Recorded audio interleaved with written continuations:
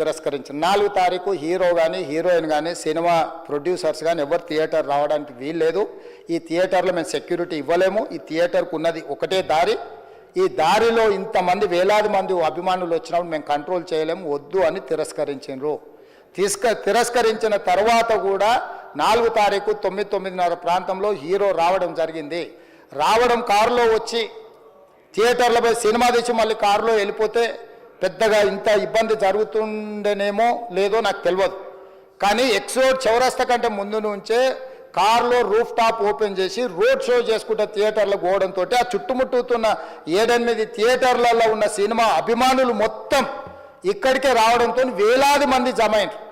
ఆ గేట్ ఒక్కసారి hero car లోపలికి పంపించడానికి ఆ ఉన్న గేటు తెరవడంతో వేలాది మంది ఒక్కటేసారి ఉప్పెనలాకి వచ్చారు. ఆ ఉప్పెనలో చనిపోయిన రేవతి, ఆమె కొడుకు, భార్య, భర్త, కూతురు వాళ్ళు అలాగైపోయి కొడుకు తల్లి ఒక పక్కన పోయి ఆ జనాల నుంచి తప్పించుకొని టికెట్ చేసుకొని ఆ తొక్కిసలాటలు హీరోను థియేటర్ లోపలికి తీసుకుపోవాలనుకున్న టైంకి అతను బండి మీద రోడ్ షో చేసి దిగేటప్పటికి వేలాది మంది హీరోను కలవడానికి చొచ్చుకొచ్చారు ముందుకు.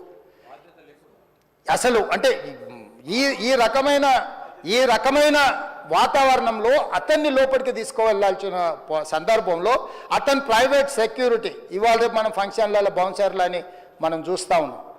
50-60 మంది సరిగ్గా లెక్క తెలియదు, 50-60 అని అంటున్నారు, నెంబర్ 4 ఎక్కువ తక్కువ.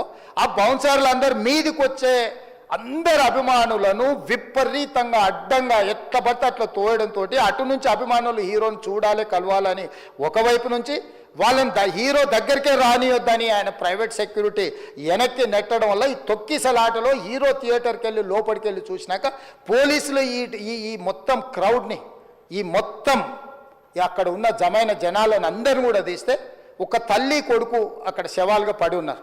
ఆ తల్లి అంత తొక్కిసలాటలు కూడా నేను ఆ వీడియో చూసిన ఆ తల్లి లోపలికి వచ్చినప్పుడు కొడుకు చేయి పట్టుకొని ఎంత జాగ్రత్తగా కొడుకుని తీసుకొని వస్తుందో తల్లి ప్రేమ ఎట్లుంటుందో అక్కడ నాకు చూసి నాకు అర్థమైంది. ఆ శవాలుగా మారిన తల్లి కొడుకు చెయ్యి ఇడవలే అధ్యక్ష, అట్లే చెయ్యి బిగ్గర పట్టుకొని పోలీసు వెళ్ళి చూస్తే ఆ తల్లి ఆ పిల్లగాడు ఆ తల్లి ఆ చెయ్యి వదలకుంటే కన్నబిడ్డను పట్టుకుని తల్లి చచ్చిపోయింది అధ్యక్ష. అట్లాంటి సిచ్యువేషన్లో పోలీసులు తల్లిని కొడుకుని హాస్పిటల్కి అక్కడ ఫస్ట్ ఎయిడ్ ట్రీట్మెంట్ చేసిండ్రు. పోలీసులు ఏం డాక్టర్లు కాదు, హుటాహుటిన తరలించిండ్రు. హాస్పిటల్కి వెళ్ళిన తర్వాత తల్లి చచ్చిపోయింది, పిల్లోడు కోమాలు ఉండు. ఆల్మోస్ట్ పోలీసులు పిల్లవాడు కూడా చచ్చిపోయింది అనుకున్నారు. బ్రెయిన్ డెడ్ అయింది, ఆక్సిజన్ అందక ఆ అబ్బాయికి. సో ఆ సిచ్యువేషన్లో వెనక్కి పోలీసులు వచ్చి హీరో గారికి విషయాన్ని తెలియజేసి హీరో గారు వెళ్ళిపోతే హీరో ఎందుకు వెళ్ళిపోవాలనుకుంటారు పోలీసులు అంటే ఇంకా వేలాది మంది అభిమానులు అక్కడనే ఉన్నారు. హీరో గారు థియేటర్లో కూర్చొని ఉండడం వల్ల సినీ ప్రముఖులు ఉండడం వల్ల ఈ బయట జమైన వేలాది మంది అభిమానులు అక్కడి నుంచి పోకుండా అక్కడనే ఉండడంగా థియేటర్ లోపల కూడా బాల్కనీలో టాప్ బాల్కనీలో హీరో కూర్చుంటే కింది నుంచి పై వరకు వెనక్కి తొక్కుట పైకెక్కి హీరో చేతులు కలపాలని కోతులు ఎగబడ్డట్టు కోట మీదకి కోతులు ఎగబడ్డట్టు ఉల్టా పైకి తొక్కిసలాట జరిగింది అధ్యక్ష. థియేటర్ వాళ్ళు పోలీసులను హీరో దగ్గరికి వెళ్ళి చెప్పడానికి కూడా అనుమతి ఇవ్వకుండా థియేటర్ వాళ్ళు పోలీసులను బ్లాక్ చేశారు అధ్యక్ష. ఎప్పుడైతే హాస్పిటల్లో తల్లి చచ్చిపోయిన పిల్లగాడు కూడా ఆల్మోస్ట్ చావు నోట్లో ఉన్నాడు అని తెలిసి పోలీసులు వచ్చి ఏసీపీ వెళ్ళి చెప్పడానికి పోతే థియేటర్ సిబ్బంది లేదు హీరో దగ్గరికి వెళ్ళడానికే వీళ్ళదని చాలాసేపు పోలీసులను కూడా హీరో దగ్గరికి పోనీయలేదు అధ్యక్ష వాళ్ళ ప్రైవేట్ వీళ్ళు. చివరికి ఏసీపీ కోపం వచ్చేసి మిమ్మల్ని అందరిని తీసి లోపల వేయాల్సి వస్తా అని చెప్పిపోయి హీరోకు ఏసీపీ క్లియర్గా ఇద్దరు చనిపోయినరు, మీరు ఇక్కడ కూర్చుంటే థియేటర్లోనగా థియేటర్ బయట ఉన్న వేలాది మంది ఈ సినీ అభిమానులను మేము కంట్రోల్ చేయలేకపోతున్నాం, లా అండ్ ఆర్డరు శాంతి భద్రతలు చేయి దాటిపోయినాయి, మేము లాఠీ చార్జ్ చేయాల్సిన పరిస్థితి ఉంది, మీరు దయచేసి వెళ్ళిపోండి, వచ్చిండ్రు చూసిండ్రు కదా వెళ్ళిపోండి అంటే లేదు నేను సినిమా అయిపోయే వరకు ఇట్లే కూర్చుంటానని పోలీసులతో చెప్పిండని సిటీ కమిషనర్ నాకు చెప్పడం జరిగింది అధ్యక్ష.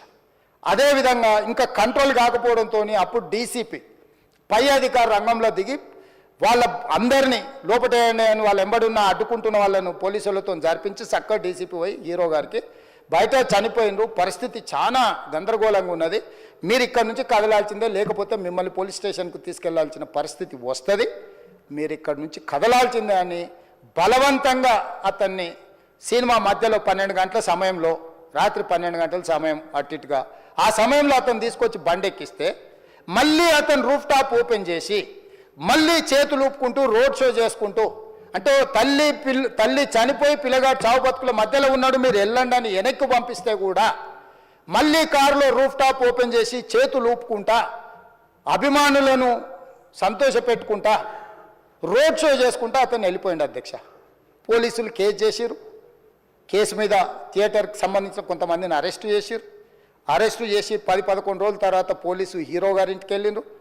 మీరు కూడా కేసులో A11 మీ మీద కేసు ఉందని చెప్పడానికి పోలీసులతో దురుసుగా ప్రవర్తించిండు.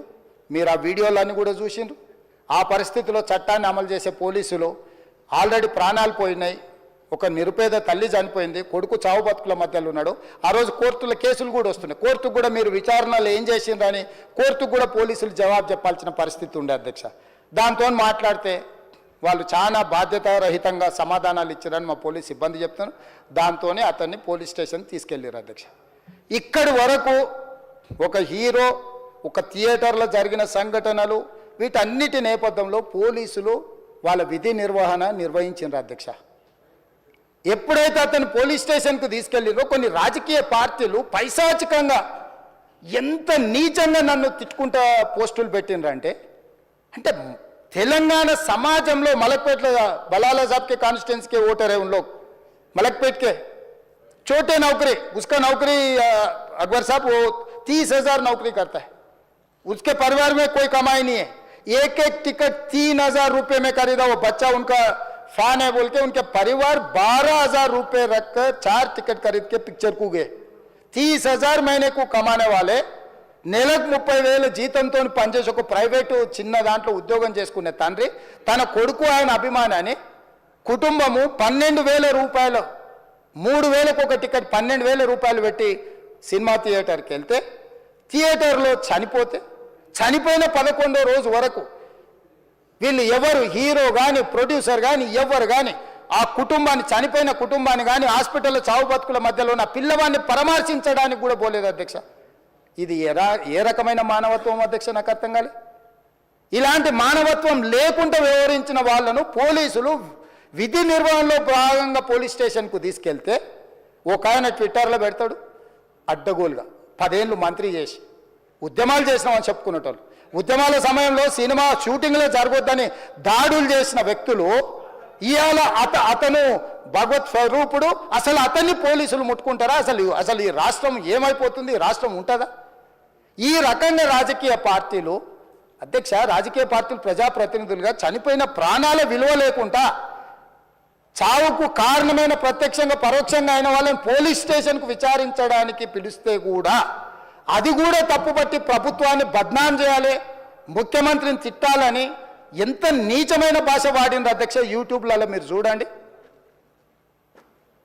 నాకేముంటుంది అధ్యక్ష ఏంది ఆ సినిమాకు స్పెషల్ రిలాక్సేషన్స్ ఇచ్చి ఇవాళ సినిమా ఏదైతే వ్యాపారం చేసిందో సినీ పరిశ్రమను ప్రోత్సహించాలని మొదటి వారం అత్యధికంగా సినిమా ధరలతో టికెట్లు అమ్ముకోవడానికి స్పెషల్ షోలు వేసుకోవడానికి బెనిఫిట్ షోలు వేసుకోవడానికి ప్రత్యేకమైన అనుమతులు ఇచ్చింది నా ప్రభుత్వమే కదా మా ప్రభుత్వమే అధ్యక్ష.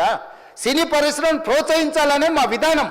ప్రోత్సహించే క్రమంలో తెలంగాణ ప్రజల ప్రాణాలను తీసుకోమనే ప్రాణాలు తీసుకుంటే కూడా వాళ్ళని ఏమనొద్దానంటే మీరు లా చేయండి అధ్యక్ష. మరి స్టేట్కు లా అథారిటీ ఉందో లేదో నాకు తెలియదు కానీ star film star super stars or political stars is having some special privilege if they murdered anyone also we need not to prosecute or otherwise we need not to book any case against these personalities అని మనం మీరు చట్టం చేస్తా అంటే సినీ ప్రముఖులకు కానీ రాజకీయ ప్రముఖులకు కానీ స్టార్లని ఫీల్ అయ్యే వాళ్ళ పట్ల ప్రత్యేకమైన చట్టం ఉంటుంది. వాళ్ళ మీద కేసులు పెట్టొద్దని మీరు ఏమైనా చట్టం చేస్తే ఆ చట్టం అమలు చేస్తాం అధ్యక్ష.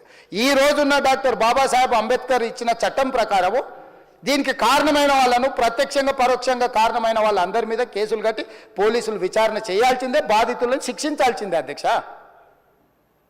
సో ఈరోజు ఆ కుటుంబాన్ని ఆదుకోవడానికి ఈరోజు కూడా ఆర్థికపరమైన విషయాల్లో కానీ దీంట్లో కానీ వాళ్ళు ఎవరు పెద్దగా ఆసక్తి కనీసం సినిమా వాళ్ళు ఒక్కరోజు అతను పొయ్యి వస్తే సినీ ప్రముఖులందరూ అతని ఇంటికి వెళ్ళి అతనికి మొత్తం ఏదో కాళ్ళు చేతులు యాక్సిడెంట్లో పోయినట్టు కన్నీళ్లు గారుస్తారు. ఈ సినీ ప్రముఖులు ఒక్కరైనా హాస్పిటల్కి పోయినరా అధ్యక్ష? నేను సూటిగా తమ ద్వారా సినీ ప్రముఖులను నేను అడుగుతున్నా అధ్యక్ష. తల్లి చనిపోయి 9 సంవత్సరాల పిల్లగాడు బ్రెయిన్ డెడ్ అయ్యి ఆక్సిజన్ అందక 20 రోజుల నుంచి హాస్పిటల్లో కోమాలో ఉంటే ఈ సినీ ప్రముఖులు ఒక్క రోజు కోసం పోలీస్ స్టేషన్ పోయిన ఇంటికాడ క్యూ కట్టి ప్రభుత్వాన్ని తిడుతుండ్రు, నన్ను తిడుతురు, అతన్ని పరామర్శిస్తున్నారు. ఏమైంది అధ్యక్ష? అతను కాలు పోయిందా, కన్ను పోయిందా, చేయి పోయిందా, ఏమైనా కిడ్నీలు దెబ్బతిన్నా, ఏమైంది? అతన్ని ఇంతమంది సినీ ప్రముఖులు పరామర్శించిండ్రు, కలిసిండ్రు, అభినందించిండ్రు. కానీ ఆ పిల్లగాన్ని కనీసమన్నా పరామర్శించడానికి సినీ ప్రముఖులు ముందుకు రాలేదంటే సినిమా ఇండస్ట్రీలో ఉన్న ప్రముఖులు ఏం ఆలోచన చేస్తుండ్రో, ఏం కోరుకుంటుండ్రో నాకైతే తెలియదు. 100% जो भी